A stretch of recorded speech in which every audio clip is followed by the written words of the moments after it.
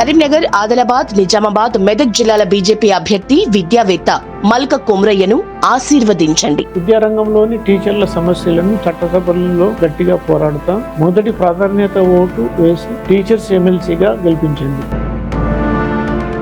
America అధ్యక్షుడిగా ప్రమాణ స్వీకారం చేశాక ట్రంప్ ఫస్ట్ ఫోన్ కాల్ ఎవరికి చేస్తాడు?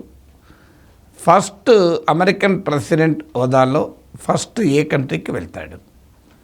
ఇవన్నీ మేయర్ సింబాలిజం లాగా కనిపించవచ్చు, ఏముంది అందులో అని. కానీ ఈ symbolism is loaded with diplomatic messages. ఏ నాయకునితో మాట్లాడతారు, ఏ దేశానికి వెళ్తారో అన్నది ప్రెసిడెంట్ ప్రియారిటీస్ను కూడా తెలియజేస్తుంది. అందుకే మన విదేశాంగ మంత్రి జయశంకర్కు మొదటి రోలో దేశాధినేతలతో పాటు చోటు ఇవ్వడాన్ని ఇండియాకు ప్రియారిటీగా భావిస్తున్నారు.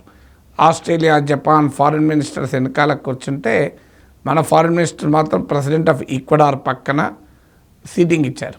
అంటే దట్ ఈస్ అన్ ఇండికేషన్. తర్వాత అమెరికా విదేశాంగ మంత్రి Marco Rubio first bilateral engagement Indian foreign మినిస్టర్తో, అది కూడా ఇండియాకు ప్రియారిటీగా పరిగణిస్తున్నారు. ఈ కాంటెక్స్ట్లో సౌదీ అరేబియా ముందుకొచ్చింది. కారణం ఏంటంటే ట్రంప్ ప్రెసిడెంట్ హోదాలో చేసిన మొదటి phone call Saudi crown prince Mohammed bin Salman. చూడండి, అమెరికన్ హిపోక్రసీ కూడా అర్థమవుతుంది. అమెరికా ప్రపంచంలోనే అతిపెద్ద ప్రజాస్వామ్యం దేశము, పౌర హక్కులు, మానవ హక్కులు, డెమోక్రసీ, పెద్ద లెక్చర్స్ ఇస్తూ ఉంటారు అందరికీ. రిలీజియస్ ఫ్రీడమ్, మత స్వేచ్ఛ, ఇవన్నీ మనకు అందరికీ చెప్తూ ఉంటారు. కానీ అమెరికాకు అత్యంత మిత్ర దేశం ఎవరు? అమెరికాకు అత్యంత మిత్రుడు ఎవరు? Saudi Arabia. అదొక రాచరిక దేశం, ఆడ మత స్వేచ్ఛ లేదు. వహాబీ ఇస్లాం అనే అత్యంత ఛాందసవాద మతానికి Saudi Arabia spiritual and financial force.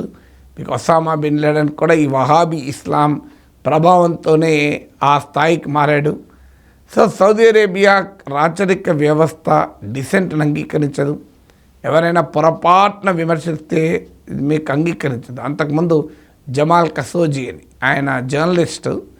So ఇది డిసిడెంట్. సౌదీలో ఒక రకంగా ప్రభుత్వాన్ని ప్రశ్నించే వ్యక్తి. అతను తుర్కియాలో సౌదీ ఎంబసీలను హత్యకు గురయ్యాడు. ఆ హత్యకు ఆదేశించింది మహమ్మద్ బిన్ సల్మాన్ అని ప్రపంచమంతా కొడైకొచ్చింది. అనేక దేశాలు సౌదీ అరేబియాపై ఆంక్షలు విధించాయి. కానీ అప్పుడు ట్రంప్ ఫస్ట్ టైం ప్రెసిడెంట్గా ఉన్నప్పుడు జరిగింది. ట్రంప్ మాత్రం సౌదీ అరేబియాపై కానీ మహమ్మద్ బిన్ సల్మాన్పై కానీ ఆంక్షలు విధించలే.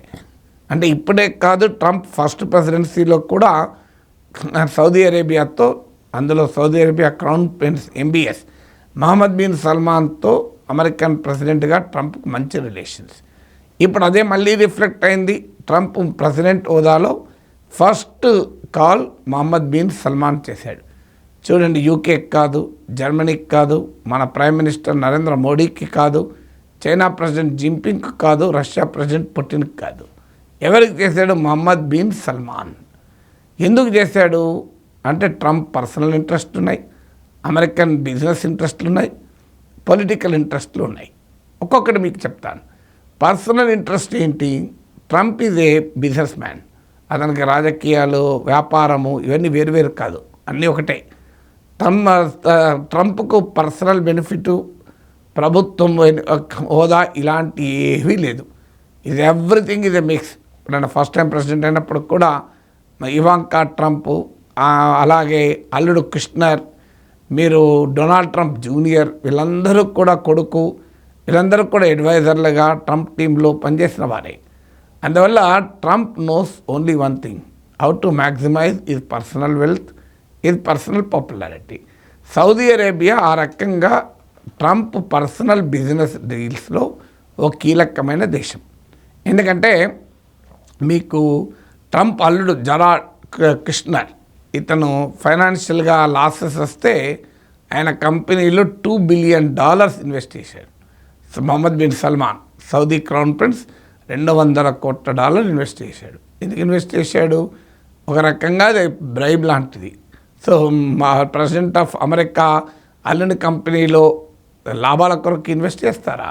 ఆ కంపెనీ కృష్ణను ఆర్థికంగా నిలబెట్టడానికి, ఆయన దివాలా తీయకుండా కాపాడటానికి ట్రంప్ అల్లుని కంపెనీలో మొహమ్మద్ బిన్ సల్మాన్ భారీ ఎత్తున $200 కోట్ల ఇన్వెస్ట్ చేశాడు.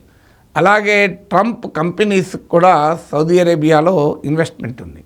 రియాద్లో ఆల్రెడీ ట్రంప్ టవర్ ఒకటి ఉంది, ఇప్పుడు 2వ టవర్ కూడా కట్టబోతున్నారు. సో ఇది ట్రంప్కున్న పర్సనల్ బిజినెస్ ఇంట్రెస్ట్లు. అందువల్ల Mohammed bin Salman Narendra Modi phone చేస్తే ఏమొస్తుంది, సో మీకు యూకేకి ఏం ఫోన్ చేస్తే ఏమొస్తుంది, జర్మనీకి ఫోన్ చేస్తే ఏమొస్తుంది, ఇక్కడ తనకు రావాలి, తన ఇన్వెస్ట్మెంట్ సౌదీ అరేబియాలో ఉండాలి, సౌదీ ఇన్వెస్ట్మెంట్ తన కంపెనీలో ఉండాలి, తన వాళ్ళ కంపెనీలో ఉండాలి.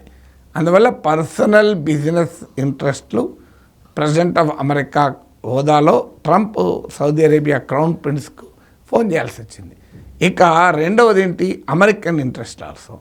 అమెరికా కూడా ఉదాహరణకు 2018లో ట్రంప్ ఫస్ట్ ప్రెసిడెన్సీ అప్పుడు మీకు సౌదీ క్రౌన్ ప్రిన్స్ అయిన మొహమ్మద్ బిన్ సల్మాన్ వైట్ హౌస్లో వెళ్ళి ట్రంప్ను కలిశాడు.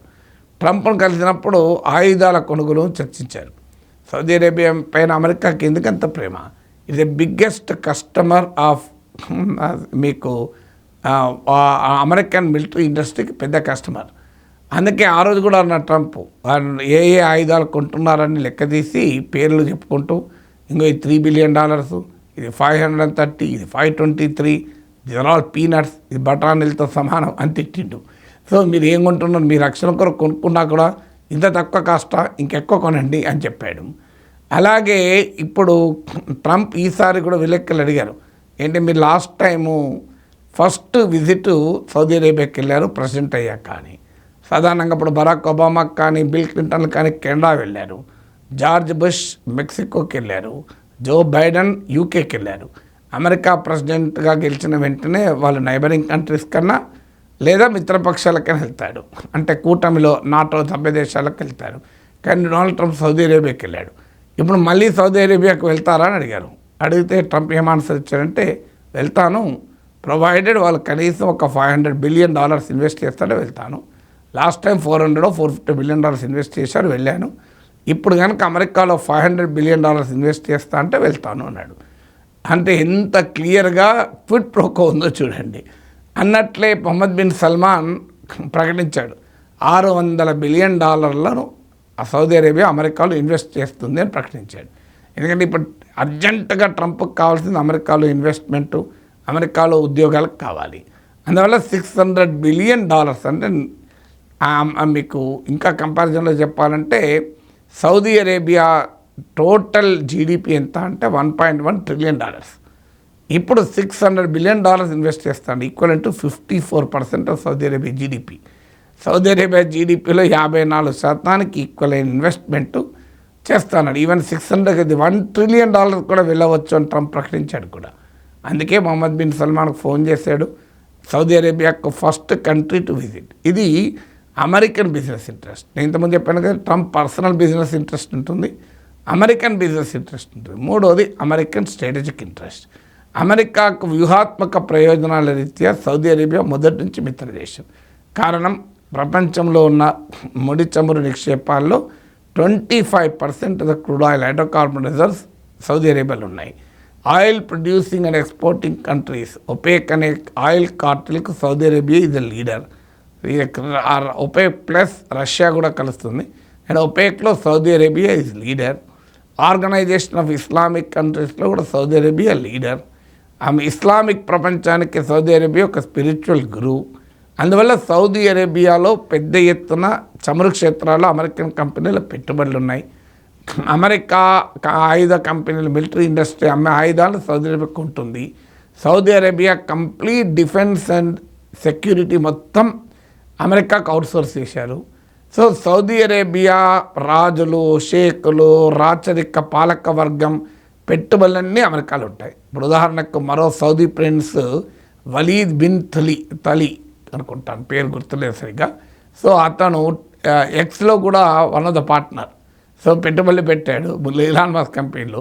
ఇప్పుడు టిక్ టాక్ కొందామని చూస్తున్నాడు. అయితే మొత్తం కొనను, నేనే టిక్ టాక్ మొత్తం కొనను, ఇంకెవరైనా ఉంటే కొంటానంటున్నాడు. సో ఇప్పుడు ట్రంప్కి అర్జెంటుగా టిక్ టాక్లో అమెరికన్ ఇన్వెస్ట్మెంట్ కావాలి 50%. తర్వాత చైనాకి ఇంకెవరైనా పెట్టుబడి పెట్టాలి. అందుకే ఇలాన్ మస్క్నో లేకుంటే మరొకరినో టిక్టాక్లో పెట్టుబడి పెట్టమని అడుగుతున్నాడు. లేకుంటే ఒరాకిల్ ప్రెసిడెంట్ ఎలిసన్ అడిగాడు ఈ మధ్య. సో ఒరాకిల్తోనో లేకుంటే ఇలాన్ మస్క్తోనో పెట్టిస్తాడు. అలాగే సౌదీ ప్రిన్స్ కూడా టిక్టాక్లో పెట్టుబడి పెట్టడానికి ఇంట్రెస్ట్ చూపుతున్నాడు. అదొక బిజినెస్ డీల్. అందువల్ల ఇవన్నీ కూడా ఎంత క్లియర్గా ఓవర్లాప్ అవుతున్నాయో చూడండి.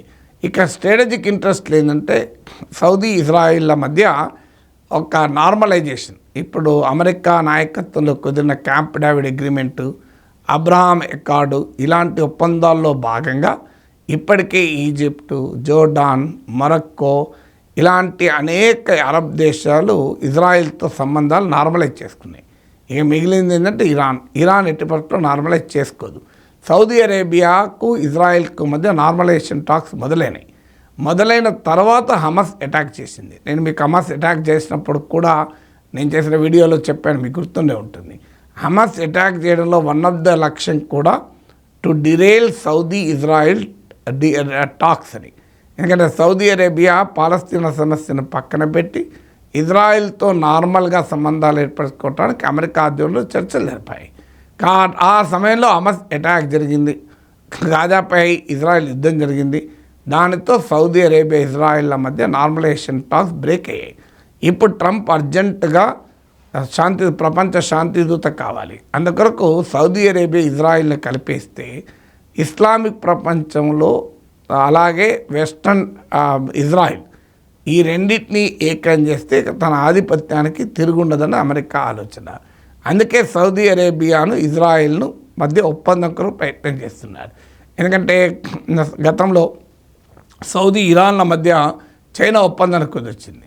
అందువల్ల ఇప్పుడు అర్జెంటుగా సౌదీ అరేబియా ఇజ్రాయిల్ కనుక కలిపితే తమ మిత్రదేశమైన ఇజ్రాయిల్కి అరబ్ ప్రపంచంలో రెసిస్టెన్స్ ఉండదు. ఒక మిగిలేది ఇరాన్ మాత్రమే. అయితే ట్రంప్ ఇరాన్ కూడా వ్యతిరేకం. ఇజ్రాయిల్ను వెళ్ళి ఇరాన్ న్యూక్లియర్ ఫెసిలిటీ స్ట్రైక్ చేయమని కూడా చెప్తున్నాడు. కానీ అదంత సులభం కాదు. ఎందుకంటే సౌదీ అరేబియా ఇరాన్తో పెట్టుకోవడానికి రెడీగా లేదు.